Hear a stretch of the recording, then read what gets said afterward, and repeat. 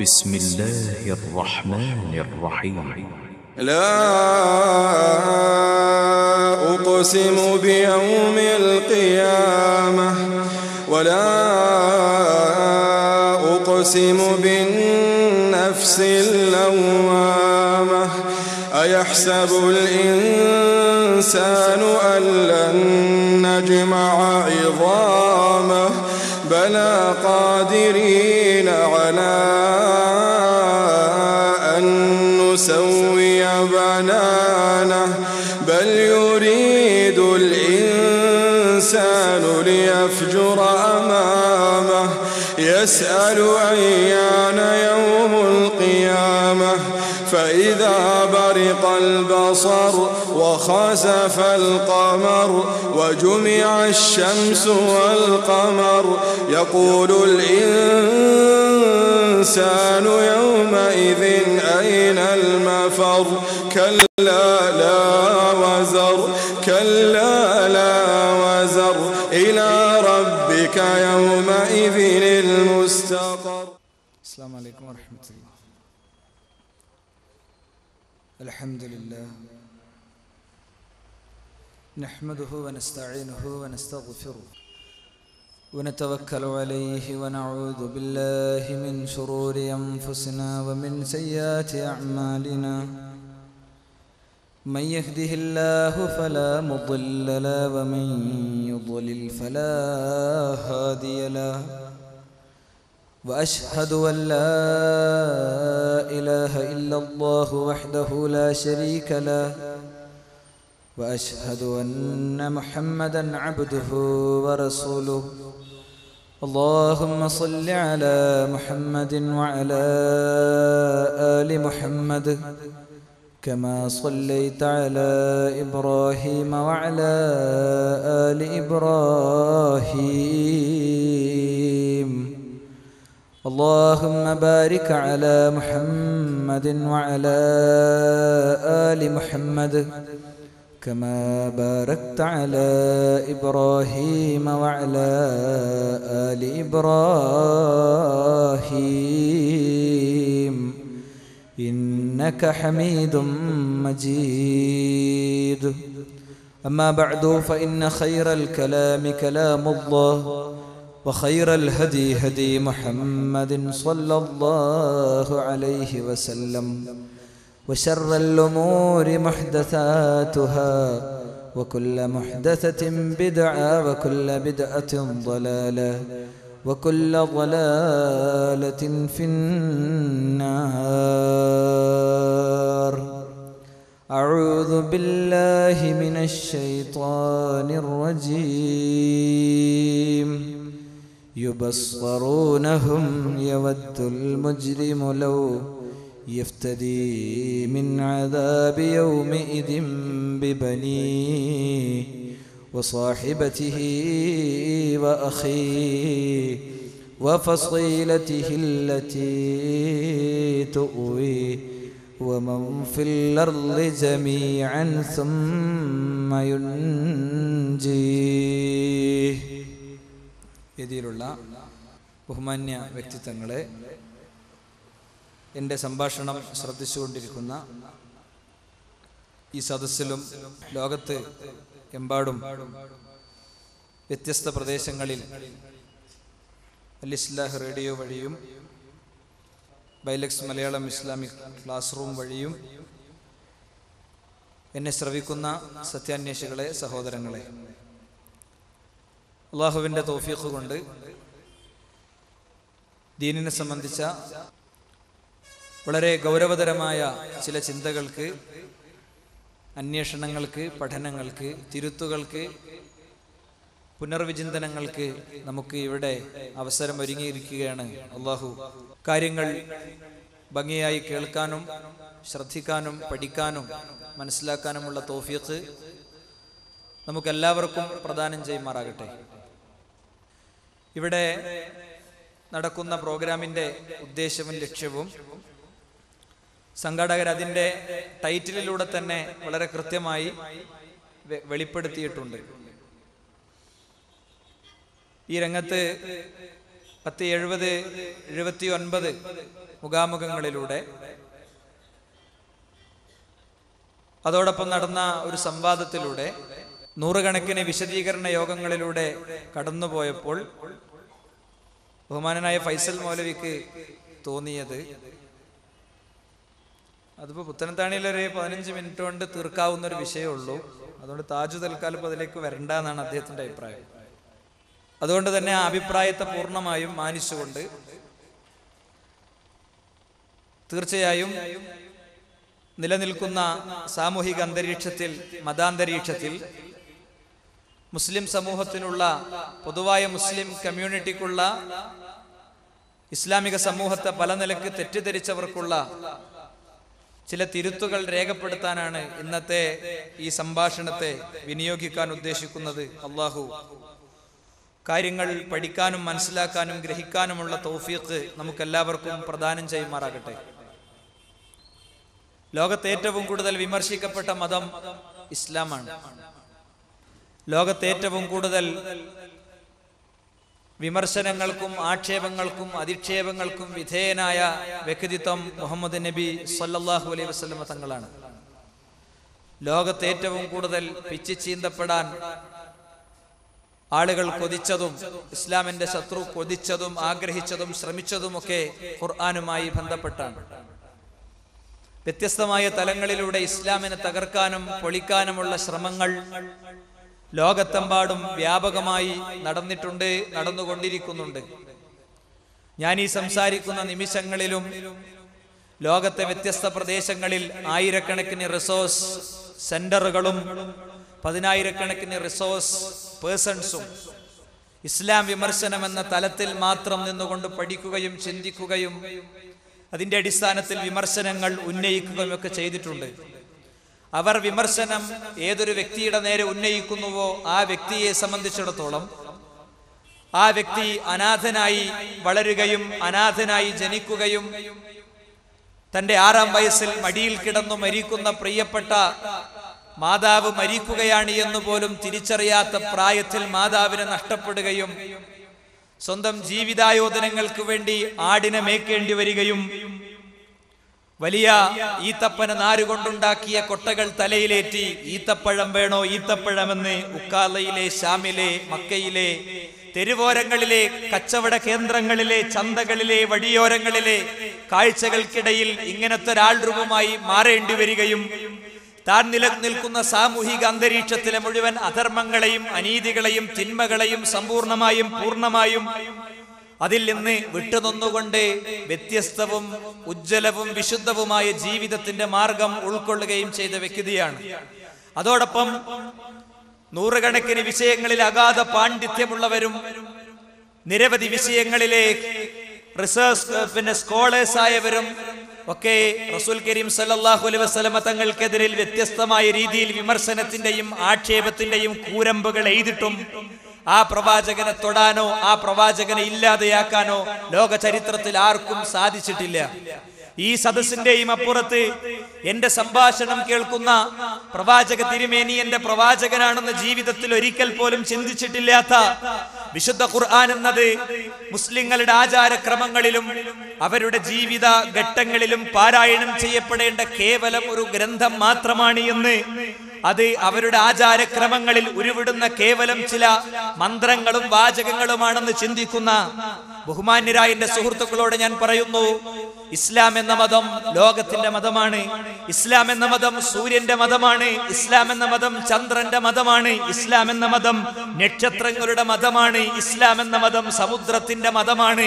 ഇസ്ലാം എന്ന മതം സമുദ്രത്തിന്റെ ആഴികളിലുള്ള ആയിരക്കണക്കിന് ജീവജാലങ്ങളുടെ മതമാണ്.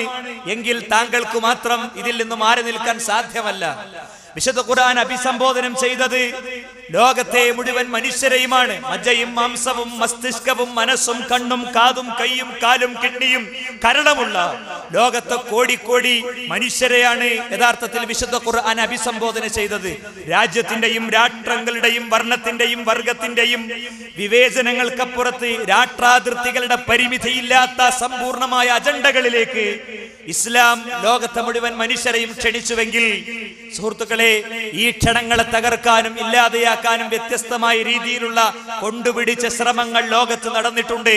ആ ശ്രമങ്ങൾ അതിന്റെ വ്യത്യസ്ത രീതിയിൽ ഈ നിമിഷങ്ങളിലും നടക്കുന്നു. ഒരു ഭാഗത്ത് പഠനമാണെങ്കിൽ, വേറെ ഒരു ഭാഗത്ത് യുദ്ധമാണെങ്കിൽ, വേറൊരു ഭാഗത്ത് ക്രൂസ് മിസൈലുകളാണെങ്കിൽ, വേറെ ഒരു ഭാഗത്ത് രാഷ്ട്രാതിർത്തികൾ വെട്ടിപ്പിടിക്കാനുള്ള ശ്രമമാണെങ്കിൽ, വേറൊരു ഭാഗത്ത് രക്തം പൊടിയാത്ത, ഒരിക്കലും രക്തം പൊടിയാത്ത ശക്തമായ മാധ്യമങ്ങളിലൂടെയുള്ള വിഷലിപ്തമായ വിമർശനങ്ങളാണെങ്കിൽ, അതിന്റെ മുന്നിലെല്ലാം ഇസ്ലാമിനെ പിടിച്ചു നിർത്തുന്ന അടിസ്ഥാന ഘടകമെന്ത് എന്നത് ഇസ്ലാമിനെ അതിന്റെ അടുത്തു വന്ന് പഠിക്കാത്ത ആളുകൾ ഗൗരവപൂർവ്വം പഠന വിധേയമാക്കേണ്ടതാണ്, ചിന്തിക്കേണ്ടതാണ്.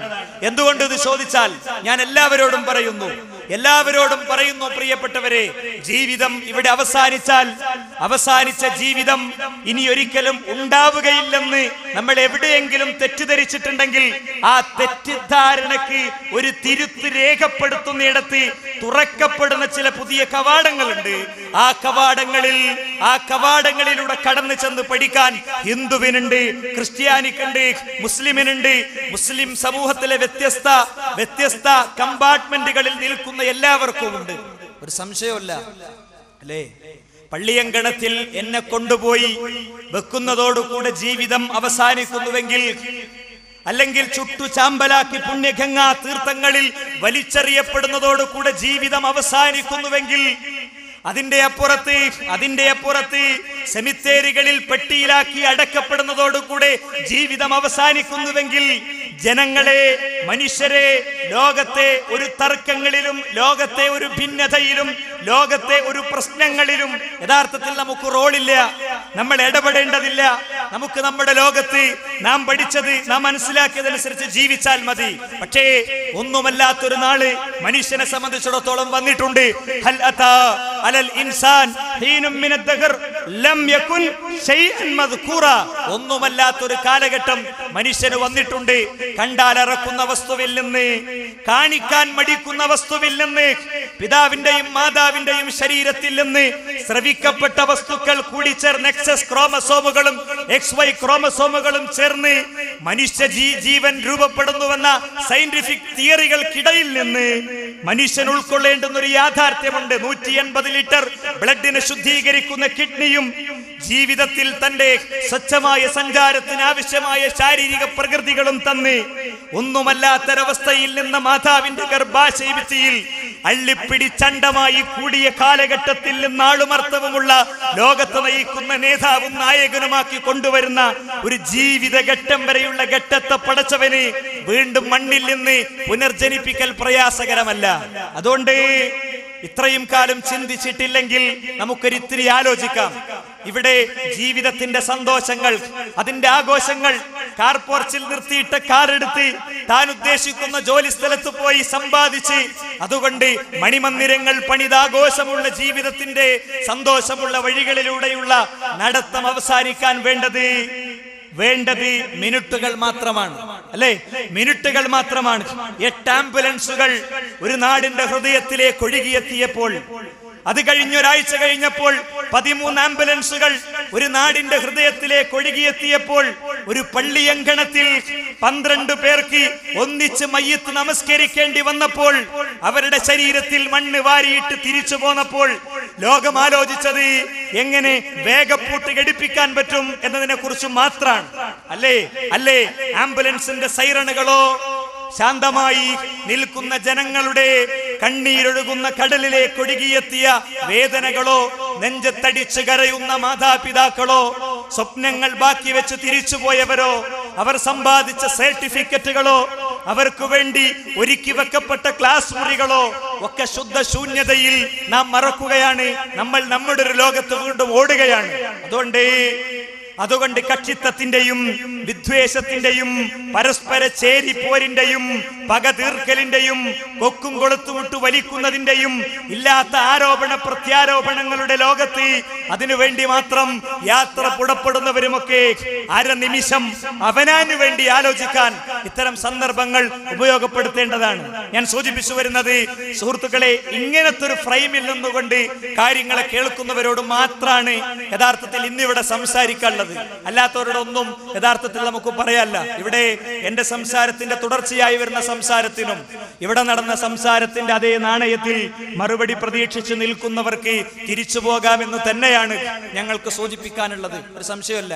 ഇവിടെ ഇസ്ലാം എന്ന മതം 1000 ആരോപണങ്ങളെയും പ്രതിരോധങ്ങളെയും പ്രതിഷേധങ്ങളെയും അതിജീവിച്ചു വന്നത് അതിന്റെ സംഘബലം കൊണ്ടല്ല, അതിന്റെ അംഗശക്തി കൊണ്ടല്ല, അതിന്റെ ചക്രവർത്തിമാരുടെ കരങ്ങളിലെ ചാട്ടവാറിന്റെ പവർ കൊണ്ടല്ല, മുസ്ലിം രാഷ്ട്രങ്ങളിലെ ആയുധപ്പുരകളിലെ ആയുധത്തിന്റെ പവർ കൊണ്ടല്ല, അതുമല്ലെങ്കിൽ ആസൂത്രണ വിദഗ്ധരുടെ ആസൂത്രണത്തിന്റെ മേനി കൊണ്ടല്ല, മറിച്ച് ഖുർആൻ എന്ന 2 ചട്ടകൾക്കുള്ളിൽ ക്രോഡീകരിക്കപ്പെട്ട 23 വർഷം കൊണ്ട് ലോകത്തിന്റെ മുന്നിൽ പാരായണം ചെയ്യപ്പെട്ട കണ്ണീരിന്റെയും പുഞ്ചിരിയുടെയും ഹേമന്തവും വസന്തവും കടന്നു പോകുന്ന ജീവിത കാലഘട്ടങ്ങൾക്കിടയിൽ സന്തോഷത്തിന്റെയും സന്താപത്തിന്റെയും ജീവിത വഴികൾക്കിടയിൽ ലോകത്തെ നബി കരീം സല്ലല്ലാഹു അലൈഹി വസല്ലം തങ്ങൾ പഠിപ്പിച്ച പരിശുദ്ധമായ തൗഹീദ്, ആ തൗഹീദ് അത് ജനങ്ങൾക്ക് എത്തിച്ചതിലൂടെ, ആ തൗഹീദിന്റെ തുടർച്ചയായി വരുന്ന പരലോക വിശ്വാസം അത് ജനങ്ങൾക്ക് എത്തിച്ചതിലൂടെയാണ് യഥാർത്ഥത്തിൽ ഇസ്ലാം നിലനിന്നത്.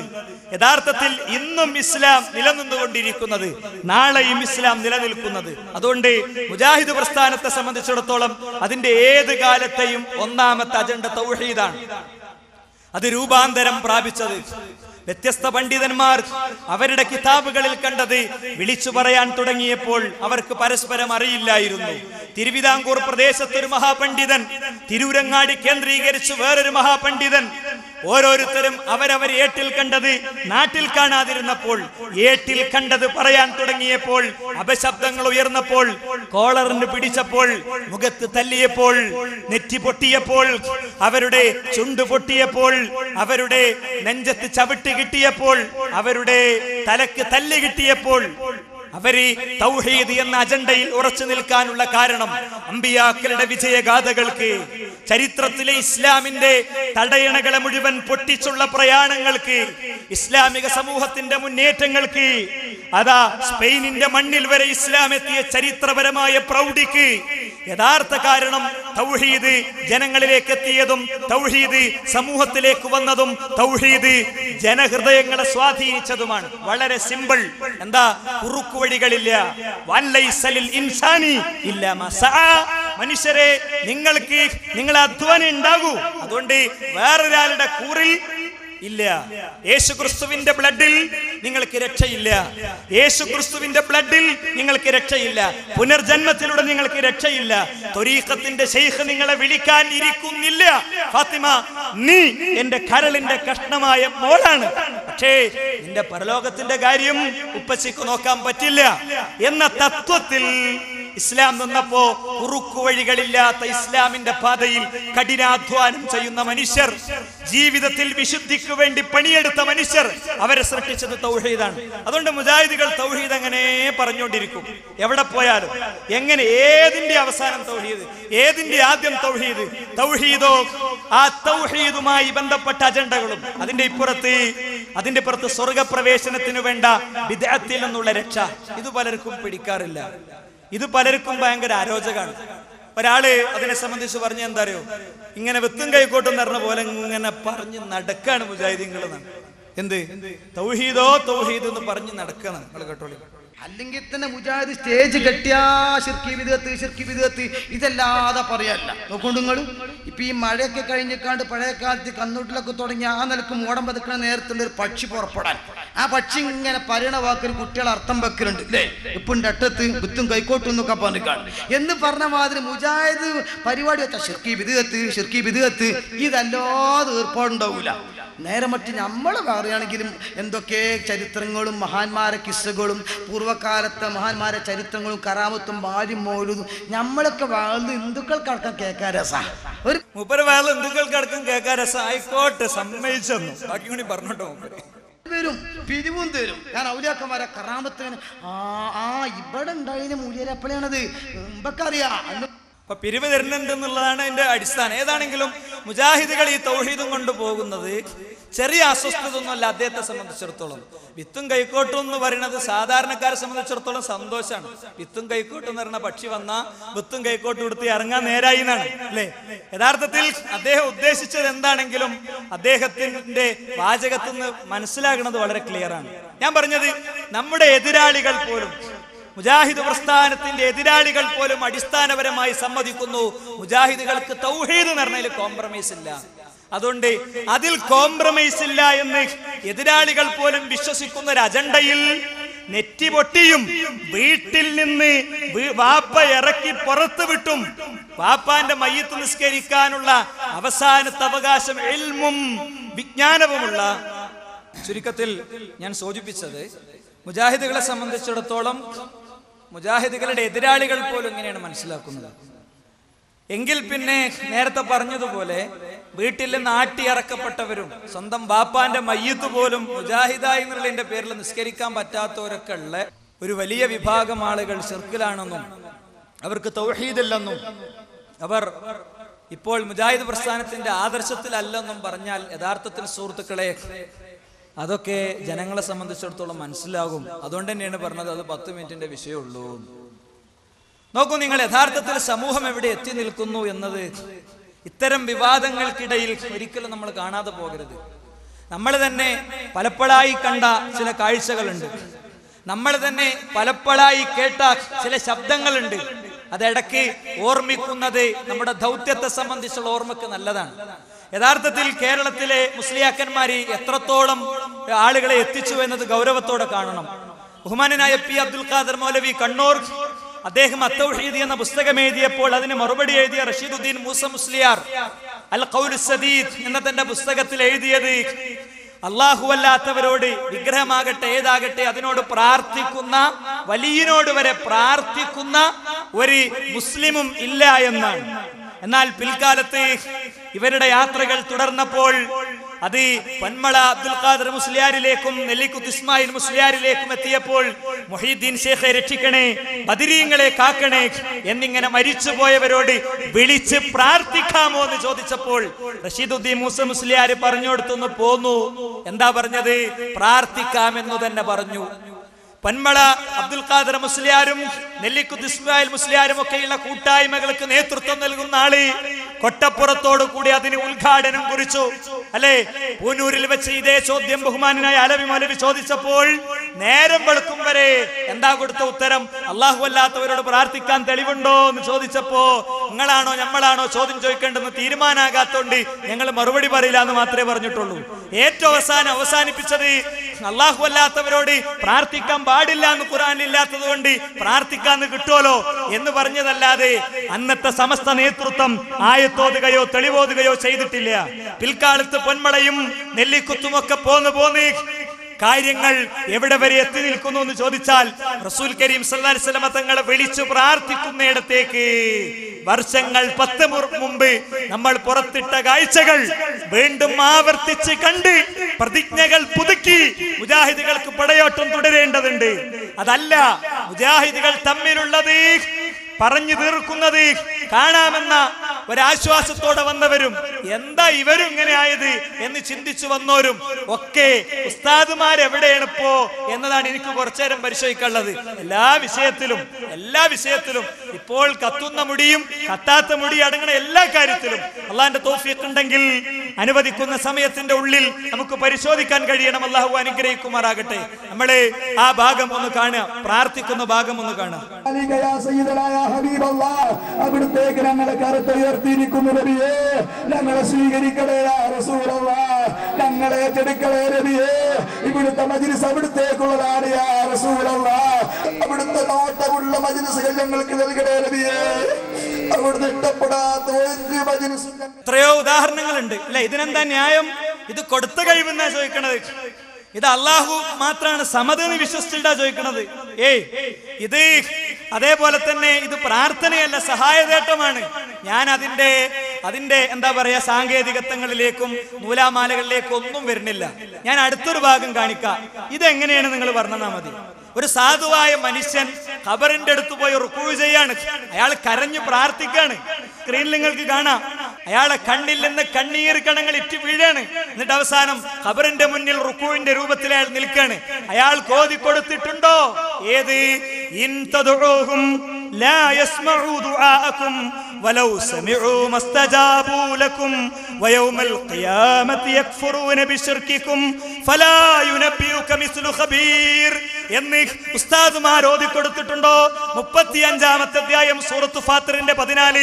ഇൻ തദ്ഉഹും, നിങ്ങൾ അവരെ വിളിച്ചു പ്രാർത്ഥിച്ചാൽ, ലാ യസ്മഉ ദുആഅകും, നിങ്ങളെ വിളി കേൾക്കുന്ന പ്രശ്നമില്ല, വലൗ സമിഉ, കേട്ടുവെന്ന് തന്നെ സങ്കൽപ്പിച്ചോ, മസ്തജാബു ലക്കും, നിങ്ങൾക്ക് ഉത്തരമില്ല, വയൗമൽ ഖിയാമത്തി, അന്ത്യദിനത്തിലാണെങ്കിലോ, യക്ഫുറൂന ബിശിർകികും, നിങ്ങൾ പങ്കുചേർത്തതിനെ അവർ നിരാകരിക്കുകയും ചെയ്യും. അതുകൊണ്ട് ഖുർആൻ പറഞ്ഞു, ആ പണിക്ക് പോയവർ വമൻ അളല്ലു മിമ്മൻ യദ്ഉ മിൻ ദൂനില്ലാഹ്, അല്ലാഹുവിന് പുറമെ മറ്റുള്ളവരെ വിളിച്ചു പ്രാർത്ഥിക്കുന്നവർ എത്ര മോശക്കാരാണ്. മല്ലാ യസ്തജീബു ലഹു ഇലാ യൗമിൽ ഖിയാമ, ഖിയാമത്ത് നാൾ വരെ ഉത്തരം കിട്ടാത്തവരോടാണ് തേട്ടം. വഹുമൻ ദുആഇഹിം ഗാഫിലൂൻ, അവരാണെങ്കിലോ ഇവരുടെ ദുആയെ സംബന്ധിച്ച് അശ്രദ്ധരുമാണ്. മാത്രല്ല അവര് വൈദാ ഖുശിറന്നാസ്, ജനങ്ങളെ മുഴുവൻ ഒരുമിച്ച് കൂട്ടപ്പെടുന്ന പരലോകത്ത് കാനൂ ലഹും അഅദാ, ഇവർക്ക് ശത്രുക്കളുമായിരിക്കും. ഈ ആയത്ത് ഓതി കേൾപ്പിച്ചിട്ടുണ്ടോ? ഖുൽ ഇന്നമാ അദ്ഉ റബ്ബി, ഞാൻ എൻ്റെ റബ്ബിനെ മാത്രമേ വിളിക്കൂ, വലാ ഉശ്രികു ബിഹി അഹദാ, ഞാൻ അവനല്ലാതെ മറ്റാരെയും വിളിക്കുകയില്ലെന്നത് ഉസ്താദുമാർ ഈ സാധുക്കളെ ഓതി കേൾപ്പിച്ചിട്ടുണ്ടോ? പ്രിയപ്പെട്ടവരെ, ആലോചിച്ചു നോക്കൂ നിങ്ങൾ. വിശുദ്ധ ഖുർആൻ പറഞ്ഞു, മായംലികൂന മിൻ ഖിത്മീർ, അവര് ഒരു ഈത്തപ്പന കുരുവിന്റെ പാട പോലും സ്വന്തമാക്കുന്നില്ല. യാ അയ്യുഹന്നാസ് ഉരിബ മസലുൻ ഫസ്തമിഉ ലഹു, ജനങ്ങളെ ഉദാഹരണം ഇതാ വന്നിരിക്കുന്നു എന്ന് പറഞ്ഞിട്ട് ഖുർആൻ കൃത്യമായി പറയാണ്.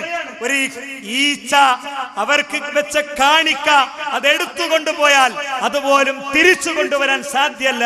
പിന്നെ എങ്ങനെ ഭർത്താവിന്റെ രോഗം, പിന്നെ എങ്ങനെ വൈകല്യം ബാധിച്ച് ജനിച്ച 10 വയസ്സായിട്ടും 3 വയസ്സുകാരന്റെ ശരീരവുമായി കൈത്തണ്ടയിൽ കിടക്കുന്ന, കണ്ണു തുറിച്ചു നോക്കുന്ന ആ മാംസകഷ്ണത്തെ രക്ഷിക്കാൻ എങ്ങനെ ശൈഖിന് കഴിയും, എങ്ങനെ ബീവിക്ക് കഴിയും, എങ്ങനെ കാണിക്കക്ക് കഴിയും, എങ്ങനെ നേർച്ചക്കാർക്ക് കഴിയും, എങ്ങനെ ബീവിമാർക്കും ജാരങ്ങൾക്കും മഖാമുകൾക്കും കഴിയുമെന്നത് പഠിപ്പിക്കാതിരുന്നപ്പോ ജനങ്ങൾ, നിങ്ങൾ പറയുന്ന തർക്കശാസ്ത്രം അവർക്കറിയില്ല.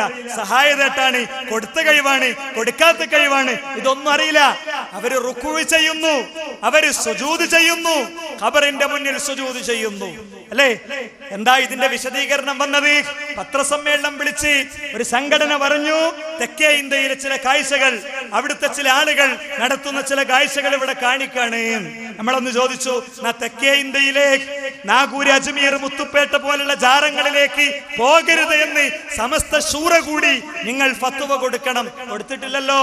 സാധാരണക്കാരുടെ സുജൂദ് എന്ന് പറഞ്ഞ് കൊണ്ടു നടന്ന ആളുകൾക്ക് ഞങ്ങൾ കാണിച്ചു തരാം. നിങ്ങൾ പറയുന്ന തർക്കശാസ്ത്രങ്ങളെ മുഴുവൻ പൊളിച്ചെഴുതുന്ന, നിങ്ങളുടെ വ്യാഖ്യാന കസർത്തുകളെ മുഴുവൻ പൊളിച്ചെഴുതുന്ന കാഴ്ചയാണ്. തൊട്ടപ്പുറത്ത് വൈലത്തൂർ തങ്ങൾ കാന്തപുരം പ്രസംഗിക്കണമെങ്കിൽ ഇയാൾ പ്രാർത്ഥിക്കണം. ആ വൈലത്തൂർ തങ്ങൾ സാക്ഷാൽ പൊന്മളയെ സാക്ഷി നിർത്തി സുജൂദിൽ വീണു. നിങ്ങൾ സ്ക്രീനിലേക്ക് നോക്കുക. സുജൂദിൽ വീണ് അയാൾ പ്രാർത്ഥിക്കാണ്. അല്ലെ, ഇതിനെന്താ പേര്? ഇത് ഇബാദത്താണോ? ഇത് പ്രാർത്ഥനയാണോ? ഇത് ശിർക്കാണോ? ജനങ്ങൾക്ക് വിശദീകരിച്ചു കൊടുക്കണം. സാധാരണക്കാരെ നമ്മളെ ചതിക്കുകയാണ് ഉസ്താദുമാര്. കേരളത്തിന്റെ പുറത്ത് കോയമ്പത്തൂരോ മറ്റോ ചെന്നപ്പോ മുജാഹിദുകളുടെ കണ്ണിൽ കാണാത്ത സ്ഥലത്തെത്തിയപ്പോ ജാറത്തിന്റെ മുന്നിൽ സുജൂദ് ചെയ്യുന്ന ഒരാള്, തൊട്ടുമുത്തുന്നു വേറൊരാള്. അല്ലെ, ഇനി ഇതുകൊണ്ട് തീർന്നോ? ഇതുകൊണ്ട് തീർന്നിട്ടില്ല. മുസ്ലിം സമുദായമേ, മുസ്ലിയാക്കന്മാര് മരണക്കട്ടിലിൽ വരെ നിങ്ങളെ ഷഹാദത്ത് ചൊല്ലി മരിക്കാൻ സമ്മതിക്കാത്തിടത്താണ് കാര്യം. മുസ്ലിം സമുദായം ലാ ഇലാഹ ഇല്ലല്ലാഹ് എന്ന് മരണക്കട്ടിലിൽ, ഐസിയുവിൽ, വെന്റിലേറ്ററിൽ മരുന്നു മണക്കുന്ന, മൂത്രം മണക്കുന്ന അവരുടെ റൂമിലെ കട്ടിലിൽ അവിടെ വെച്ചുപോലും ലാ ഇലാഹ ഇല്ലല്ലാഹ് പറയാൻ സമ്മതിക്കാത്തിടത്താണുള്ളത്. നോക്കൂ നിങ്ങൾ അഹ്സനി പറയുന്നത്. എൻ്റെ ചോദ്യം, ആ അപകട സമയത്തിൽ ആ വിളിച്ച ആൾക്ക്, ഇപ്പോൾ നേരത്തെ പ്രസംഗിച്ച ഉസ്താദ് പറഞ്ഞു അവസാനം മരിക്കുന്ന സമയത്ത് കാമിലായ ഈമാനോട് കൂടി മരിക്കാൻ തൗഫീക്ക് തരണം. അഷ്ഹദു അല്ലാ ഇലാഹ ഇല്ലല്ലാഹ് വ അഷ്ഹദു അന്ന മുഹമ്മദ് റസൂലുള്ളാഹ് എന്ന് പറഞ്ഞ് മരിക്കാൻ നമുക്ക് ഭാഗ്യം വേണമെന്ന്. അത് എല്ലാ മുസ്ലിമീങ്ങളെയും അത് തന്നെയാണ് ഷഹാദത്ത് കലിമ. ആ പറഞ്ഞിട്ട് എന്തായാലും അപകടം സംഭവിച്ച ആ സുഹൃത്തിന് ഹോബിയായിട്ട് വന്നതാണ് മൊഹീദ്ദീൻ ഷേഖ് തങ്ങളെ എന്ന് വിളിച്ചിട്ട്. ഈ സഹോദരന് അവസാനം മരിക്കുമ്പോൾ അപകടത്തിൽ മൊഹീദ്ദീൻ ഷേഖ് തങ്ങളെ എന്ന് വിളിച്ചു. ആ സമയത്ത് മരിച്ചു. ആ സഹോദരന് ഷഹാദത്ത് കലിമ ആയിട്ടുണ്ടോ? രണ്ടാമത്തെ ചോദ്യം ഒന്ന് കഴിഞ്ഞിട്ട് ബാക്കിയാക്കാം ഇൻഷാ അല്ലാഹ്. ചോദ്യം അതാണ് ഞാൻ മനസ്സിലാക്കിയത്. ആ നേരത്ത് ഇസ്ലാം എന്ന് പുറത്തു പോകുന്നുള്ള പ്രശ്നം അതല്ല സുഹൃത്ത് ഉദ്ദേശിച്ചത്. അവസാനത്തെ വാചകം മുഹിയുദ്ദീൻ ഷേഖ് ആവൂലേ എന്നാണ് ഞാൻ പറയുന്നു. മുഹിയുദ്ദീൻ ഷേഖിനെയല്ലേ കാവൽ വിളിച്ചത്? കാവൽ വിളിച്ചാൽ കാവൽ കൊടുക്കുന്ന ആളാണ് മുഹിയുദ്ദീൻ ഷേഖ് റളിയല്ലാഹു അൻഹു. അതുകൊണ്ട് തന്നെ മുഹിയുദ്ദീൻ ഷേഖ് എന്ന് വിളിച്ച മുഅ്മിനിന്റെ അടുത്ത് മുഹിയുദ്ദീൻ ഷേഖ് വരും.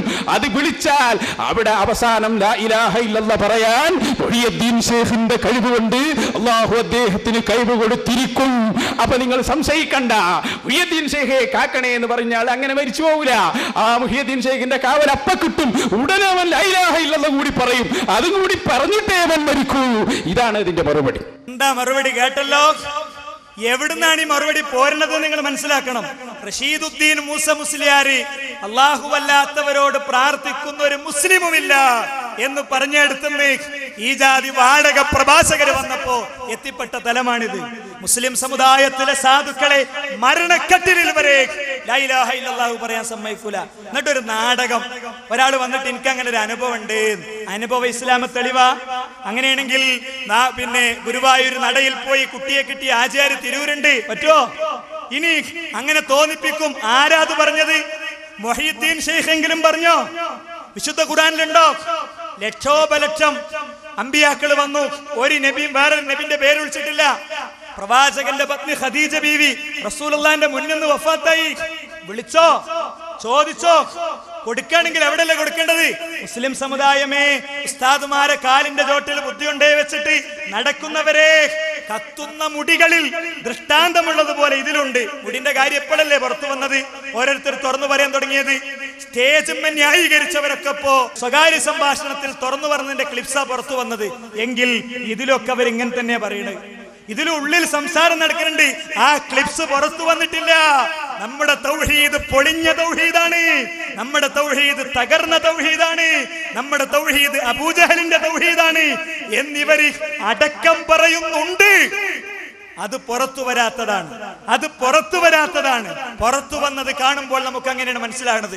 അതുകൊണ്ട് അവനാന്റെ തൗഹീദും കൊണ്ട് അള്ളാഹിന്റെ കോടതിയിൽ ഒറ്റപ്പെടും മുമ്പ് രക്ഷപ്പെട്ടോളൂ പ്രിയപ്പെട്ടവരെ. കുൽവകുല്ലുഹും ആതീഹി യൗമൽ ഖിയാമത്തി ഫർദ. ഓരോരുത്തരും ഏകന്മാരായിട്ടാണ് പരലോകത്ത് വരിക. ഒരു ഉസ്താദ് ഉണ്ടാവില്ല, മുദ്രാവാക്യം വിളിച്ചവരുണ്ടാവില്ല. തൊണ്ട പൊട്ടി രക്തം വരുന്നതുവരെ നമ്മൾ നിലവിളിച്ച ചുണ്ടുകൊണ്ട് അല്ലാഹുവേ അൽഇനഹും ലഅനൻ കബീറ, അവരെ നീ ശപിക്കണേ എന്ന് പറയുന്ന ഒരു കൂട്ടത്തിൽ പെടരുത്. ഇത് ഒരു കാന്തപുരം ഗ്രൂപ്പ് മാത്രമല്ല. ഏറ്റവും അവസാനം ബഹുമാനനായ ഫൈസൽ മൗലയുടെ നേതൃത്വത്തിൽ മുജാഹിദ് പ്രസ്ഥാനത്തിന്റെ ആദർശത്തിന് ഒരു പോറലും സംഭവിച്ചിട്ടില്ലെന്നും ജിന്ന് എന്ന വിഷയം വരുമ്പോഴേക്ക് സംവാദങ്ങളിൽ എന്തെല്ലാമോ ഞങ്ങൾക്ക് സംഭവിച്ചു എന്ന നിലയ്ക്ക് അഭിസംബോധനം ചെയ്ത സുഹൃത്തുക്കളുടെ സ്ഥാനത്ത് വിഷയം പഠിച്ചവരും സത്യസന്ധമായി വിഷയത്തിൽ നിന്നവരും എണീറ്റ് നിന്നപ്പോൾ മംഗലാപുരത്തെ ചരിത്രത്തിലെ ഒരു പുതിയ അധ്യായമാണ് സംഭവിച്ചത്, അല്ലെ? ആ മംഗലാപുരത്തെ സംവാദം നമുക്ക് നൽകുന്ന വലിയൊരു മെസ്സേജ് ഉണ്ട്. എന്താ അറിയോ? ഇഹ്ദിനസ് സിറാത്തൽ മുസ്തഖീം എന്ന് അല്ലാഹു അല്ലാതെ വേറെ ആരോടെങ്കിലും പറയാൻ പറ്റുമോ എന്ന് ചോദിച്ചപ്പോ ഒരു സംശയമില്ലാതെ ഒരു മുസ്ലിയാർ പറഞ്ഞ എന്താ അറിയോ? ഇഹ്ദിനസ് സിറാത്തൽ മുസ്തഖീം അല്ലാഹു അല്ലാതെ ആരോടും പറയാന്ന. ഇനി നിങ്ങള് ഒന്ന് പറഞ്ഞുതരോ? ഇനി നിങ്ങൾ സാധാരണക്കാരെ പറഞ്ഞുതരോ? നിസ്കാരത്തിൽ നിങ്ങൾ 17 തവണ നടത്തുന്ന തേട്ടം ഇഹ്ദിനസ് സിറാത്തൽ മുസ്തഖീം എന്ന് മുഹീദ്ദീൻ ഷെയ്ഖിനോട് പറയാം, റിഫായി ഷെയ്ഖിനോട് പറയാം, മുനമ്പത്ത് ബീവിയോട് പറയാം, ആരോടും പറയാമെന്ന വാദം നിങ്ങൾക്കുണ്ടോ? ഉസ്താദുമാര് സംവാദത്തിൽ തുറന്ന് പറയേണ്ടി വന്നു. പറയിപ്പിച്ചു ഞങ്ങൾ. അവരുടെ ഉള്ളിലുള്ള അഭിപ്രായം പുറത്തേക്കെടുത്തിട്ടു. ഒരു ഭാഗത്ത് കത്തിയ മുടിയാണ് വിഷയമെങ്കിൽ മുജാഹിദുകളെ സംബന്ധിച്ചിടത്തോളം വരും ദിവസങ്ങളിൽ കത്താൻ പോകുന്ന മറ്റൊരു കാര്യം ഇതാണ്. സാധാരണക്കാർക്കറിയാം ഇതൊരിക്കലും ഒരാളും ഇത്രയും കാലം ഒരു ഉസ്താദും പഠിപ്പിച്ചിട്ടില്ല. ഓരോരുത്തർക്കും തോന്നിയതെന്ന് പറയലാണ് അല്ലേ. ഇവിടെ ഇഹ്ദിനസ് സിറാത്തൽ മുസ്തഖീം എന്നുള്ളത് ഇബാദത്താണ്, ദുആയാണ്, പ്രാർത്ഥനയാണെന്നുള്ളതിൽ ആർക്കും തർക്കമല്ലല്ലോ. ഇപ്പൊ സഹായതേട്ടേ നടത്തുന്നുള്ളൂ എന്ന് പറഞ്ഞത് പൊളിഞ്ഞല്ലോ. അതുകൊണ്ട് സുഹൃത്തുക്കളെ, കാര്യങ്ങളെ ഗൗരവത്തോടു കൂടെ നമ്മൾ കാണേണ്ടതാണ്. ഇവിടെ യഥാർത്ഥത്തിൽ എന്താണ് സംഭവം എന്ന് ചോദിച്ചാൽ, ഇവരെയൊക്കെ സംബന്ധിച്ചിടത്തോളം ഇത് കച്ചവട, ദീന് കച്ചവടാണ്. ദീന് കച്ചവടാണ്. ഒരു ഗ്രൂപ്പ് മറ്റേ ഗ്രൂപ്പിനെ കുറിച്ച് പറയുന്നുണ്ടെന്ന് മാത്രം അല്ലേ. അല്ലാതെ അവനാന് വലിയ കാറ് വേണം, അവനാന് വലിയ ലോറി വേണം, വലിയ കെട്ടിടം വേണം, ബംഗ്ലാവ് വേണം, നല്ല ജീവിതം വേണം എന്നുള്ളതിന്റെ അപ്പുറത്ത് ഒന്നുമില്ല. ഖാസിമിക്ക് ചില അഭിപ്രായങ്ങൾ പറയേണ്ട മൂപ്പർ പറഞ്ഞോട്ടെ. ഈ കൂടാരത്തിൽ നിന്ന് ഇനിയെങ്കിലും രാജിവെച്ച് ഹക്കായ വഴിയിലേക്ക് വരാൻ ബഹുമാനപ്പെട്ട സഹോദരങ്ങൾ തയ്യാറാണ്. ആ വിഭാഗത്തിൽ രണ്ട് തരത്തിലുള്ള ജനങ്ങളാണുള്ളത് എന്ന് ഞാൻ മനസ്സിലാക്കുന്നു. ഒന്ന് തനി സഫീർ, പച്ചപ്പൊട്ടൻ എന്ന് പറയാം. അതായത് അണ്ണാക്കുന്ന ശബ്ദം ഉണ്ടായാലാണ് യഥാർത്ഥ സുന്നത്തി ജമാഅത്ത് എന്ന് മനസ്സിലാക്കുന്ന പച്ചപ്പൊട്ടൻ ഒന്ന്. രണ്ട്, ത്വാലിബു ദുനിയ, കച്ചവടത്തിന് കൂടിയാണ്. ഈ രണ്ടാമത്തതല്ലാത്ത മൂന്നാമത്തെ ഒരു വർഗം ആ വിഭാഗത്തിൽ ഇല്ല എന്നത് വളരെ, ആ വിഭാഗത്തിൽ ഇല്ല. ഇവിടെ കച്ചവടമുള്ള എന്തൊക്കെ കച്ചവടമുണ്ട്, എന്തൊക്കെ കച്ചവടമുണ്ട് എന്നുള്ളതിനെ കുറിച്ച് നന്നായി പഠിച്ചത് അമീദ് ഫൈസിയാണ്. മൂപ്പർ പറയട്ടെ. ഇത്തരത്തിൽ കണ്ണിയത്ത് ഉസ്താദിന്റെ പ്രാർത്ഥന സംഭവിക്കാനും ഭരിക്കാനും കാരണം, എൻ്റെ പ്രിയപ്പെട്ടവരെ, അദ്ദേഹം ഒരു പണ്ഡിതനല്ല, പണ്ഡിത വേഷധാരിയാ. ഇത് വെറുതെ പറയുന്നതല്ല, അനുഭവത്തിന്റെ വെളിച്ചത്തിൽ പറയുന്നതാ. ഇദ്ദേഹത്തിന്റെ ചരിത്രം പരിശോധിച്ചാൽ ഇദ്ദേഹം അള്ളാഹുവിന്റെ ദീനിൽ ഹുർമത്ത് കൽപ്പിക്കപ്പെടേണ്ട എന്തൊക്കെയുണ്ടോ അതൊക്കെ വിറ്റ് കാശാക്കിയ മനുഷ്യനാണ്. സ്വലാത്ത് വിറ്റ് കാശാക്കിയ മനുഷ്യനാണ്. യതീമക്കളെ വിറ്റ് കാശാക്കിയ മനുഷ്യനാണ്. അള്ളാഹുവിന്റെ പള്ളികൾ വിറ്റ് കാശാക്കിയ മനുഷ്യനാണ്. ആദരണീയരായ അഷ്റഫുൽ ഹൽഖ് മുഹമ്മദ് മുസ്തഫ സ്വല്ലല്ലാഹു അലൈഹി വസല്ലം തങ്ങളുടെ മുടിയോടുള്ള ബഹുമാനം പോലും ചൂഷണം ചെയ്തുകൊണ്ട് തൻ്റെ മുടി കാരന്തൂരിൽ വർക്കസിൽ വെച്ചുകൊണ്ട് ഇത് റസൂലുള്ളാഹിന്റെ മുടിയാണെന്ന് പറഞ്ഞുകൊണ്ട് അത് മുക്കി വെള്ളം കൊടുക്കുന്ന ഏറ്റവും വലിയ നീചമായ ഹീനമായ കൃത്യം ചെയ്തുകൊണ്ടിരിക്കുന്ന മനുഷ്യനാണ് സാക്ഷാൽ കാന്തപുരം അബൂബക്കർ മുസ്ലിയാർ. അപ്പൊ റസൂലുള്ളാഹിന്റെ മുടി, റസൂലുള്ളാഹിന്റെ പേരുള്ള സലാത്ത്, യതീം കുട്ടികളെ ഒക്കെ കച്ചവടം നടത്തിയിട്ടുണ്ട്. യതീം കുട്ടികളെ കച്ചവടം നടത്തിയിട്ടുണ്ട്. റസൂലുള്ളാഹിന്റെ പേരുള്ള സലാത്ത് കച്ചവടം നടത്തിയിട്ടുണ്ട്. ഒക്കെ ഉണ്ട്. ആ സ്വലാത്ത് കച്ചവടത്തിന്റെ രീതി എന്താണ്? കച്ചവടത്തിന്റെ എല്ലാ മാർക്കറ്റിംഗ് മെത്തേഡ്സ് കംപ്ലീറ്റ് ഉപയോഗിച്ച് ഒരു മെറ്റീരിയൽ എങ്ങനെ മാർക്കറ്റിൽ ഇറക്കാൻ പറ്റുമോ അത് കൃത്യമായി പഠിച്ച് അതിന്റെ അടിസ്ഥാനത്തിലുള്ള കച്ചവടം തന്നെയാണ് സ്വലാത്ത് കച്ചവടവും. അത് മാർക്കറ്റ് ചെയ്തൊരു രീതിയും. അവസാനം ഇത് ജനങ്ങൾ പിടികൂടിയൊരു കോലം നിങ്ങൾ കേട്ടുള്ളൂ. ഓർക്കട്ടെ, ഒറ്റക്കാലം ഞാൻ അവസാനിപ്പിക്കുന്നു. കൂലിക്കുഴിത്തങ്ങൾ നിങ്ങൾ കേട്ടിരിക്കില്ലേ? കൂലിക്കുഴിത്തങ്ങൾ ആരാണ്? ഈ കൂലിക്കുഴിത്തങ്ങൾ ആരാണ്? സ്വലാത്ത് നഗർ ഫസ്റ്റ് ആരംഭിച്ച തൃശ്ശൂർ ജില്ലയിൽ. ഈ കൂലിക്കുഴിത്തങ്ങൾ സ്വലാത്ത് ഇങ്ങനെ ആള് കൂടി വന്നു. ഇങ്ങനത്തെ കറാമത്താ, ഇമ്മാതിരി കറാമത്ത്. എങ്ങനെ പൊളിഞ്ഞത്? കറാമത്ത് പിടിച്ചു ആൾക്കാര്. എങ്ങനെ കറാമത്ത് പിടിച്ചത്? കൊല്ലത്ത് നിന്ന് ഒരു നാടകശാലയിൽ സ്ഥിരമായി അഭിനയിക്കുന്ന ഒരു ചെറുപ്പക്കാരനെ അഭിനയിക്കാൻ കഴിയും 2000 രൂപ കൊടുത്ത് അംഗവൈകല്യം ബാധിച്ച നിലയിൽ ഇയാൾ സ്വലാത്ത് നഗറിൽ കൊണ്ടുവന്നിരുത്തി. ഇയാൾ ഇങ്ങനെ കൊക്കുചാടി വരിക. നാടകത്തിൽ അഭിനയിക്കുന്ന ആൾ വിദഗ്ധന്മാർ 2000 രൂപ കിട്ടുന്ന കാര്യല്ലേ? ആൾ അംഗവൈകല്യത്തോടെ മുമ്പിൽ വന്നിരുന്നിട്ട് സ്വലാത്തിൽ കൂടി ദുആക്ക് പങ്കെടുത്തു. അംഗവൈകല്യത്തിന് വേണ്ടി പ്രത്യേക പ്രാർത്ഥന സുഹാകം. ഇയാൾ ആ സദസ്സിൽ വന്നിരുന്ന ആൾക്കാർ കണ്ടിരുന്നു. ദുആട് കഴിഞ്ഞപ്പോൾ ഇയാളെ കാലിൽ നേരെയായി ആരോഗ്യത്തോട് എണീറ്റ് ഓടാൻ തുടങ്ങിയ സദസ്സിൽ. സുബ്ഹാനല്ലാഹ് സുബ്ഹാനല്ലാഹ്, ഒരു 100 ശുക്ർ. നമ്മുടെ സ്വലാത്ത് കൊണ്ട് ഇദ്ദേഹത്തിന്റെ അംഗവൈകല്യം തത്സമയം സുഖപ്പെട്ടിരിക്കുന്നു. ഇത് ആളുകൾ പിടിച്ചു. ഇയാളെ കയ്യോട് കൂടി പിടികൂടിക്കൊണ്ട് യാഥാർത്ഥ്യം ജനസമൂഹത്തിൽ ബോധ്യപ്പെട്ടപ്പോൾ ആ മഹൽ നിന്ന് പുറത്താക്കി സ്വലാത്തിന്റെ പേരിലുള്ള ചൂഷണം. പലരും ഇങ്ങനെ പുറത്തായി കൊണ്ടേ ഇരിക്കുകയാണ്. അതിലെ ഒരാളായിരുന്നു മൂപ്പര്. പുറത്തായത് ആരാ നമുക്ക് പരിശോധിക്കാം. ഇരിക്കട്ടെ. ഏതാണെങ്കിലും ഇതൊക്കെ നടക്കണത് എന്തുകൊണ്ടറിയോ? ഒരടിസ്ഥാനപരമായ തത്വം. അതെന്താ? തഖ്ലീദ് എന്നാണ് അതിന്റെ പേര്. എന്താ തഖ്ലീദ്? തഖ്ലീദ് എന്താന്ന് വേറൊരു മുസ്ലിയാർ പറഞ്ഞു തരും. എന്താകുന്നു തഖ്ലീദ് എന്ന് പറഞ്ഞാൽ? മുജ്തഹിദായ ആൾ പറയുന്നത് അതിന് കഴിയാത്ത ആൾ തൊണ്ട തൊടാതെ വിഴുങ്ങല. പന്മൾ ഉസ്താദ് പറയണത് സാധാരണക്കാരൻ തൊണ്ട തൊടാതെ വിഴുങ്ങ. കാന്തപുര ഉസ്താദ് പറയണത് സാധാരണക്കാരൻ തൊണ്ട തൊടാതെ വിഴുങ്ങ. ഇത് ഞാൻ വെറുതെ പറഞ്ഞല്ല. ഇത് അമീദ് ഫൈസിക്കും കൂടി ബാധക. ഹിദായത്ത് പ്രസ്ഥാനം എങ്ങോട്ട് എന്ന പുസ്തകത്തിൽ അദ്ദേഹം എഴുതി, മതപണ്ഡിതൻ പറയുന്നത് കളവാകട്ടെ, സത്യമാകട്ടെ, അബദ്ധമാകട്ടെ, സാധാരണക്കാരന് അത് പിന്തുടരൽ ബാധ്യതയാണ്. ഞാൻ വെറുതെ പറയണല്ല, പച്ച മലയാളത്തിലുള്ള വാചക. മതപണ്ഡിതം പറയുന്നത് സത്യമാണെങ്കിലും നുണയാണെങ്കിലും ഒക്കെ സാധാരണക്കാരൻ അത് പിൻപറ്റണം. സാധാരണക്കാരൻ അത് പിൻപറ്റണം. ഇല്ലെങ്കിൽ എന്താ പ്രശ്നം? ഈ തഖ്ലീദ് വിട്ടാൽ സാമ്പത്തിക മാന്ദ്യം ഉണ്ടാകും, ഫൈനാൻഷ്യൽ ക്രൈസിസ് ഉണ്ടാകുന്നതാണ്. ഇതിന്റെ ദുരന്തമാണെന്നാണ് ഞാൻ പറഞ്ഞു വരുന്നത്. ലോക സാമ്പത്തിക മാന്ദ്യം. മനുഷ്യന്മാർ തഖ്ലീദിന് കൂട്ടാക്കാത്തതിന്റെ അർഹരായ ആളുകളെ ദലീല് കൂടാതെ തൊണ്ട തൊടാതെ വിഴുങ്ങുക എന്ന് പറയുന്ന ആ തഖ്ലീദിന് ലോക ജനത തയ്യാറാവാത്തതാണ് ലോക സാമ്പത്തിക മാന്ദ്യത്തിന് കാരണം. മുസ്ലിയാക്കന്മാരെ പോക്കറ്റുകളുടെ വരവിന്റെ മാന്ദ്യത്തിന് കാരണം എന്ന് വേണമെങ്കിൽ പറയാം. അല്ലാതെ ലോക സാമ്പത്തിക മാന്ദ്യത്തിന് കാരണം അതാണ്. ഭയങ്കര സാമ്പത്തിക വിദഗ്ധനാണ് സംസാരിച്ചുകൊണ്ടിരിക്കുന്നത് അല്ലേ? ഇയാൾ ഒബാമ കാണാത്ത നന്നായി. ഇപ്പൊ മൻമോഹന് കിട്ടിയ എന്തായാലും ഇയാൾ വിളിക്കാൻ സാധ്യതയുണ്ട്. സുഹൃത്തുക്കളെ, ഇങ്ങനെ സാമ്പത്തിക മാന്ദ്യം ഇല്ലാതെ മാനേജ് ചെയ്ത് മുന്നോട്ട് പോകാൻ വലിയൊരു നോളജ് സിറ്റി വേണം. എന്താ നോളജ് സിറ്റി എന്ന് പറഞ്ഞാൽ? എല്ലാ ജാതി കച്ചവടം, എല്ലാ ജാതി ബിസിനസ്സും ഉള്ള ഒരു സ്ഥലം. അതിന് കോടികൾ വേണം. ചെറിയ കോടി ഒന്നും പോരാ, 40 കോടി വേണം. 40 കോടി വേണം. അപ്പൊ ആ 40 കോടി സമ്പാദിക്കാൻ വേണ്ടി ഏതൊരു പുതിയ വസ്തു മാർക്കറ്റിൽ ഇറക്കാമെന്ന് കേരളത്തിലെ മതവിപണിയിലെ ഏറ്റവും വലിയ മത ചന്തയിലെ ഏറ്റവും വലിയ ബിസിനസ്സുകാരൻ കാന്തപുരം അദ്ദേഹം ആലോചിച്ചു. അല്ലെ, കാന്തപുരം വലിയൊരു ആലിമല്ലേ, നിങ്ങൾ ഇത്ര പോകുന്നൊരു കുട്ടിയല്ലേ, ഇങ്ങനെയൊക്കെ പറയണമെന്നാണ്. മുടിന്റെ വിഷയം വരുമ്പോ അങ്ങനെയല്ല, ഇതിലേറെ മഹാമോശമായിട്ട് ഞങ്ങൾ പറയും. കാരണം ഞങ്ങളുടെ മുത്ത് റസൂലുള്ളാഹിയെയാണ് നിങ്ങൾ കച്ചവടത്തിന് വെക്കാൻ ശ്രമിച്ചത്. ഞങ്ങളുടെ മുത്ത് റസൂലുള്ളാഹിയുടെ ജീവിതവും ചരിത്രവും ത്യാഗവും കണ്ണീരും വേദനയും അറിയുന്ന മുസ്ലിം സമൂഹത്തിന്റെ മനസ്സാണ് നിങ്ങൾ കൊള്ളയടിക്കാൻ ശ്രമിച്ചത്. അതുകൊണ്ട് കാന്തപുരത്തിന് മുസ്ലിം മനസ്സാക്ഷികളുടെ കോടതി മുറിയിലെ കുറ്റവിചാരണയുടെ കോടതി മുറിയിൽ നൂറ്റാണ്ടുകൾ പടിഞ്ഞാറിലെ സൂര്യോദയ നാൾ വരെ ഈ വിചാരണ തുടർന്നുകൊണ്ടിരിക്കും. ഒരു കേരള യാത്ര കൊണ്ട് കഴുകിക്കളയാൻ നിങ്ങൾ വിചാരിച്ചു. ജിന്നും സീറും പിശാചൊക്കെ മുജാഹിദ് സുഹൃത്തുക്കൾക്കിടയിൽ ചെറിയ തോതിൽ വന്നപ്പോ അസ്വസ്ഥമായ മനസ്സുകൾ 2 മിനിറ്റെങ്കിലും ചില പ്രദേശത്തെങ്കിലും മറന്നു. അപ്പോഴാ പഠിച്ചോൻ എന്താ പരിപാടി എന്ന് വെച്ച് അല്ലേ, കൃത്യമായിട്ട് ഓരോന്നും വരേണ്ട നേരത്ത് കൃത്യമായിട്ട് വന്നിട്ടുണ്ട്.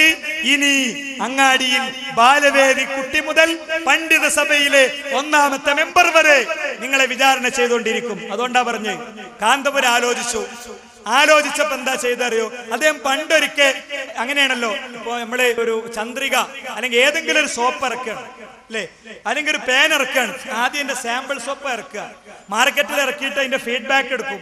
എന്താ, എങ്ങനെയുണ്ട്, മൊത്തത്തിൽ എന്താ ആൾക്കാർ അഭിപ്രായം നോക്കിയിട്ട് പിന്നെ അതിനനുസരിച്ചാണ് സാധനം ഇറക്കുക എന്ന് പറഞ്ഞ പോലെ ആദ്യം ഒരു 1, 2, 3 മുടി കൊണ്ടുവന്നു. അതിങ്ങനെ മെല്ലെ, അതിന് പള്ളിയില്ല, ഒന്നുമില്ല, അത് പിന്നെ ഇവരുടെ തന്നെ ഭാഷയിൽ അവിടുത്തെ ഒരു കുപ്പിയിൽ അവിടെ മർക്കസിൽ ഏതോ ഒരു മേശപ്പുറത്ത് ഏതോ പത്രക്കെട്ടിന്റെ ഇടയിൽ അവിടെ കൊണ്ടിട്ട് മെല്ലെ കൊണ്ടുവന്നു അറിഞ്ഞിട്ട് ഇങ്ങനെ കൊണ്ടുപോയി. അപ്പൊ അന്ന് ഫീഡ്ബാക്ക് കിട്ടിയതാണ് സെനത് വേണം എന്നത്. സെനത് വേണം എന്നത് അന്ന് കിട്ടിയ ഒരു സംഗതിയാണ്. അപ്പോ കേരളത്തിലെ മതവിപണിയിലെ ഏറ്റവും വലിയ കച്ചവടക്കാരനായ കാന്തപുരം അദ്ദേഹം തിന്നറിയോ, തന്റെ അണികളെ മുഴുവൻ മുന്നിൽ കിട്ടുന്ന ഒരു ദിവസം കാത്തിരുന്നു. അത് മർക്കസ് സമ്മേളനത്തിന്റെ അവസാനത്തെ ദിവസം രാത്രി 8 മണി കഴിഞ്ഞതിന്റെ ശേഷമുള്ള സമയം, അവസാനത്തെ ബസ് എത്തിയതിന്റെ ശേഷമുള്ള സമയം. അപ്പോഴാണ് ഖസറജി എന്ന് പറയുന്ന ഒരു പുതിയ വിദ്വാൻ പ്രത്യക്ഷപ്പെടുന്നത്. അദ്ദേഹം ഒരു സനദ് വായിക്കണം. فهذا سند مني أنا الواضع صحيحي في ختامه ومقيد اسمي هنا لبيانه وإعلانه. الدكتور الشيخ أحمد بن الجهبذ النحرير، عماد المحققين وفقيه المسلمين، مفتي المذهبين، العالم الجليل سيد الشيخ محمد بن سيدي الورع المدقق العلامة الشيخ أحمد ابن الإمام العالم العامل سيدي حسن ابن العلامة الجليل. ആർക്കും ഒന്നും മനസ്സിലായില്ല. അപ്പൊ എന്താ ഇത് സനദ വായിച്ച് പണ്ട് ഈ കെക്കാരും മുജാഹിദീങ്ങളൊക്കെ പിന്നാലെ കൂടിയതാ. അവിടെ മുടിണ്ട് എവിടെ സനദ് എടുക്കുന്ന പറഞ്ഞ അന്ന് SSFന്റെ കുട്ടികൾ സുയിപ്പായതാ.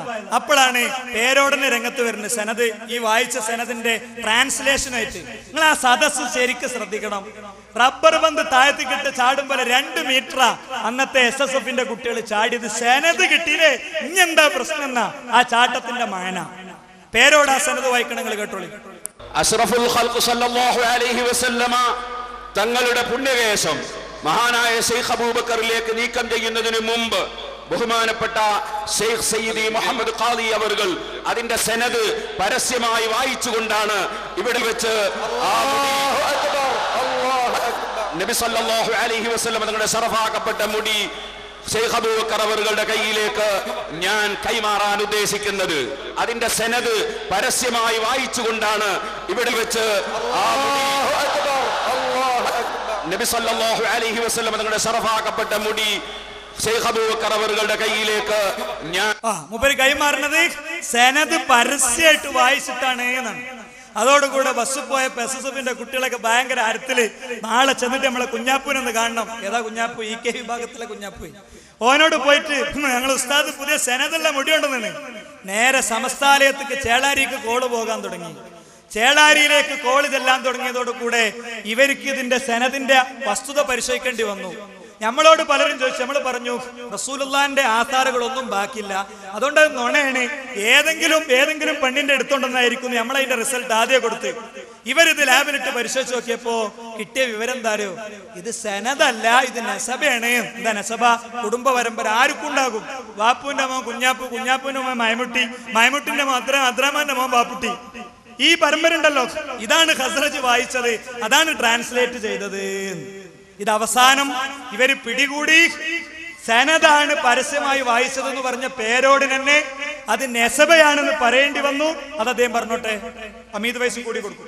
മുടിയുടെ പരമ്പരയല്ല, ഇത് അറബ് സഹോദരൻ അഹമ്മദിന്റെ കുടുംബ പരമ്പരയാണ് എന്ന് പറഞ്ഞപ്പോൾ ഇതാ സാക്ഷാൽ പേരോട് അബ്ദുറഹ്മാൻ സഖാഫി ഇപ്പൊ തിരുത്തുന്നു. ശരിയാണ്, അത് മുടിയുടെ പരമ്പരയല്ല, അത് സംഗതി കുടുംബ പരമ്പര തന്നെയാണ് എന്ന് അദ്ദേഹം ഇപ്പോൾ വ്യക്തമാക്കി പറയാൻ അവസാനം തീരുമാനിച്ചിരിക്കുകയാണ്. ഇവിടെയാണ് പ്രശ്നം. നോക്കൂ നിങ്ങൾ, അദ്ദേഹം തന്നെ പറയട്ടെ, അത് മുടിയുടെ പരമ്പരയല്ല എന്നാ തിരുത്തി പറയുന്നു.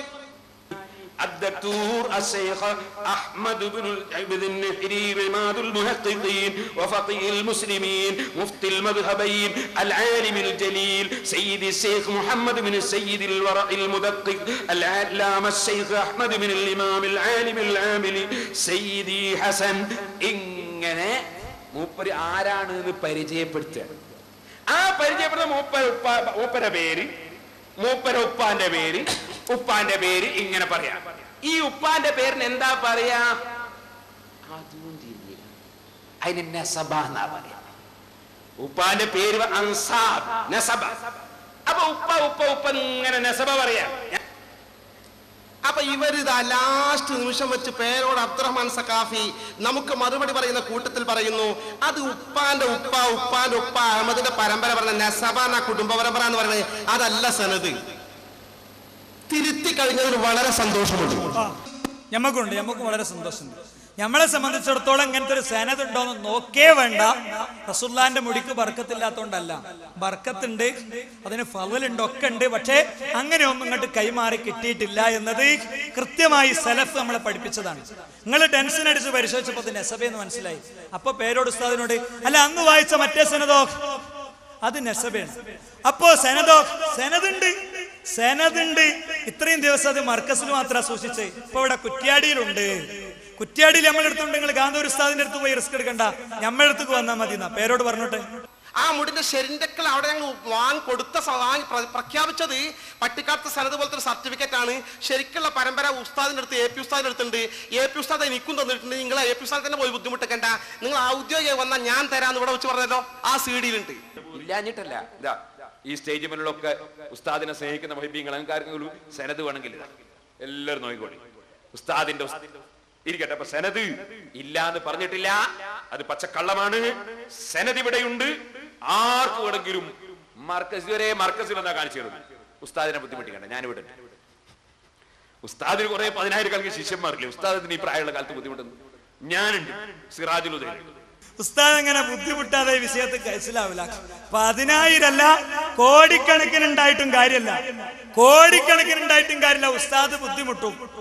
നിങ്ങൾ SSFന്റെ കുട്ടികൾ ചെയ്യേണ്ട എന്താ അറിയോ? വെല്ലുവിളിക്കുകയാണ് ഞങ്ങൾ, അല്ലെ? കേരളത്തിൽ ഓരോ വിഭാഗത്തോടുള്ള സംവാദം ഇങ്ങനെ കൺക്ലൂഡ് ചെയ്ത് ഇങ്ങനെ പോരപ്പോ ആദ്യം അവിടെ പോയിച്ചനിൽ ഒരു ഡോസ് കൊടുത്തു വിട്ട് പിന്നെ നേരെ അവിടെ കണ്ണൂർ പോയി മടൂർ വിഭാഗത്തിന് ഒരു ഡോസ് കൊടുത്ത്, EK വിഭാഗത്തിന് മംഗലാപുരത്ത് പോയി കൊടുത്തുവിട്ട് അല്ലെ. കാഴ്ചയിൽ വലിയ വലിപ്പമൊന്നുമില്ലെങ്കിലും ചില സാധുക്കള് സംഗതി വളരെ വൃത്തിയായിട്ട് ചെയ്യുന്നുണ്ട്, വളരെ ഭംഗിയായിട്ട് ചെയ്യുന്നുണ്ട്. നിങ്ങളെയും ഞങ്ങൾ ഇതാ ഈ സന്ദർഭത്തിൽ വളരെ ശക്തമായി കൃത്യമായി ലെറ്റർ ഹെഡ് ഉണ്ടെങ്കിൽ നിങ്ങൾക്ക് വിളിച്ചാൽ വരാൻ പറ്റുമെങ്കിൽ ഞങ്ങൾ കൃത്യമായി ചോദിക്കുന്നു. കാന്തപുരം കൊണ്ടുവന്ന മുടിയുടെ സനത്, യഥാർത്ഥ സനത് തെളിയിക്കാൻ പറ്റുന്ന കുട്ടികളുണ്ടെങ്കിൽ നിങ്ങളെ ഞങ്ങൾ കൃത്യമായി ഒരു ചർച്ചയ്ക്ക് ഇതാ ഈ സമയത്ത് വിളിക്കുന്നു. വളരെ കൃത്യമായി ഔദ്യോഗികമായി ഞാൻ പറയാം. ബാക്കി ഫൈസൽ മോലേക്ക് വിട്ടുകൊടുക്കണം, ഒരു സംശയമല്ല. എവിടെയാണ് ഒരു A4 ഇങ്ങനെ കാണിച്ചു കൊടുത്തിട്ട് ക്യാമറിന് മുന്നിൽ കൂടി കൊണ്ടില്ല? എവിടെ ഉണ്ട്? ഉസ്താദിന്റെ മൊഹിബീങ്ങൾ ഉണ്ടല്ലോ, ഉസ്താദിന്റെ മൊഹിബീങ്ങൾ ഉണ്ട് എന്ന് ഉറപ്പ് വരുത്തിയിട്ട് അത് പറഞ്ഞു, അല്ലെങ്കിൽ ഇത് പൊളിന്ന് മൂപ്പർക്ക് അറിയാം. അപ്പൊ ഉസ്താദിന്റെ മൊഹിബീങ്ങൾ തന്നെ പോലെ പറ്റിച്ചതും ഇരിക്കട്ടെ. അപ്പൊ എന്ത് ചെയ്തോ, മൂപ്പര് കുറ്റ്യാടിയിൽ നിന്ന് ഈ പ്രസംഗം നടത്തിയത് സിറാജുൽ ഹുദയിലുണ്ടെന്ന് പറഞ്ഞു പോയി. കാറിൽ നിന്ന് ഇറങ്ങി മറ്റേ കുപ്പായ അവിടെ ഇങ്ങനെ ഊരിട്ട് ഒരു ഗ്ലാസ് കട്ടൻ ചായ കുടിക്കണ കുട്ടികളെ വിളി, അല്ല ഉസ്താദെ ഞങ്ങളൊന്നാണ് വന്നാലോ? എന്തിന്? സിറാജുൽ ഹുദയിൽ ഉണ്ട് എന്നാണല്ലോ പറഞ്ഞത്. ഞങ്ങളൊന്നാണ് വന്നാൽ അത് കാണിച്ചു തരാൻ പറ്റുമോ? അദ്ദേഹത്തിന് കൊടുക്കണ ഉത്തരം തരും. അതിപ്പോ മൂപ്പര് അങ്ങനെയൊക്കെയാണ്, ഞങ്ങളിപ്പോ അങ്ങനെ മൂപ്പരെ വിളിച്ചിട്ട് കിട്ടണില്ല, അത് ഹസ്രജിന്റെ അടുത്താ ഉള്ളത്. മൂപ്പര് എവിടെ? മൂപ്പര് ഇപ്പൊ ടൂറില്ല, out of coverage area or not responding. മൂപ്പര് പറഞ്ഞോട്ടെ. സാമ്പിളിന് വേണ്ടി സാക്ഷാൽ പേരോടിനെ ഞങ്ങളെ പ്രവർത്തകന്മാർ വിളിച്ചിട്ടുണ്ട്, ആ സനദിനെ കുറിച്ച് അന്വേഷിച്ചിട്ടുണ്ട്. പേരോട് പറയേണ്ട പരമ്പര നമുക്ക് കിട്ടിയിട്ടില്ല. പോക്കറ്റിലുള്ള ആളെ പേരോടിന്റെ ക്ലിപ്പിംഗ് നിങ്ങൾക്ക് ഇവിടെ കേൾക്കാം. അദ്ദേഹത്തിന്റെ സൗണ്ട് ടെലിഫോൺ റെക്കോർഡ് ചെയ്ത് അദ്ദേഹം പരമ്പര ഇതുവരെ കിട്ടിയിട്ടില്ല. നമ്മളത് വെച്ച് സർട്ടിഫിക്കറ്റിനെ പട്ടികാലത്തെ സനത് പോലെ അങ്ങനത്തെ സർട്ടിഫിക്കറ്റ് കിട്ടിയിട്ടുള്ളൂ. പരമ്പര അറബിന്റെ അത് കിട്ടണം. അവൻ പോയി വാങ്ങിക്കൂടെ ഉസ്താദ്?